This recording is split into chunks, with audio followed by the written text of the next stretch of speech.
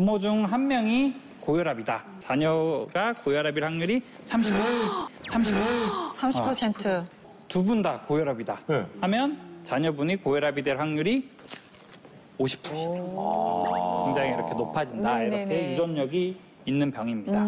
당뇨도 마찬가지예요. 부모 중에 이렇게 한 명이 저희 당뇨다. 어머니도 당뇨신데. 자녀분이 당뇨일 확률이 10에서 30%. 부모 모두 당뇨다. 3에서 40%. 비만도 마찬가지예요. 비만은 조금 더 놀라운 결과가 있습니다. 그래요? 네. 한 30% 정도 돼야 되는 건데. 3에서 35%. 35%까지 올라가요? 근데 두 분 다 비만이다. 네. 이랬을 때는 자녀의 비만 확률이 자녀의 비만 확률이 60에서 70%확 올라갑니다.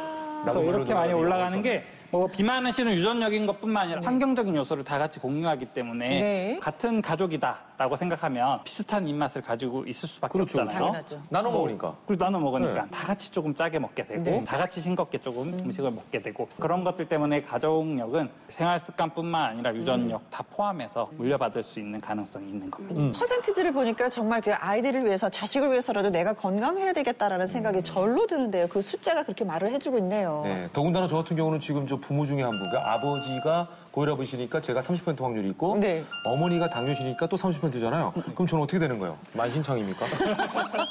네, 방금 전 유정선 선생님께서 말씀하셨던 것처럼 생활 습관을 바꾸면 가족력을 극복할 수 있는 거죠. 희망적인 얘기네요. 아, 그럼요.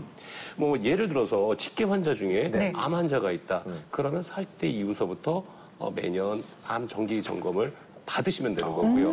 그 다음에 고혈압이 있다. 그러면 생활 습관상 뭐 나트륨 섭취를 줄여주는 식습관 같은 것들을 공유함으로써 네. 이런 것들을 막아줄 수 있는 거죠. 좀 부지런하고 정보력이 좀 있어야지 되겠네요. 그렇다면은. 네, 그래서 강조하고 있는 것은 면역력이거든요. 네. 면역력은 유전적인 요인보다는 환경적 요인에 더 많이 영향을 받고 있는다라고 알려져 있기 때문에 네. 어떤 생활 습관의 개선은 더더욱 중요하다라고 말씀드릴 수 네. 있습니다. 그러네요. 네, 맞아요.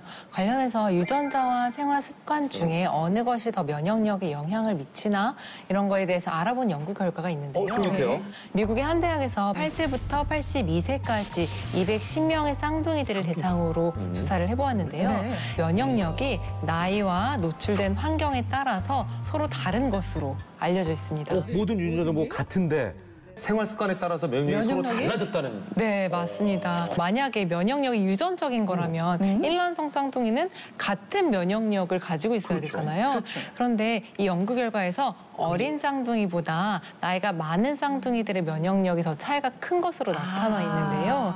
다른 생활 습관을 가질수록 이 면역력의 차이가 난다는 것을 확인할 수가 있었습니다. 어렸을 때는 같을 수 있지만 세월이 네네. 지나면서 다른 습관을 갖게 네네. 되면 많은 차이가 난다는 얘기네요. 그러네요. 예.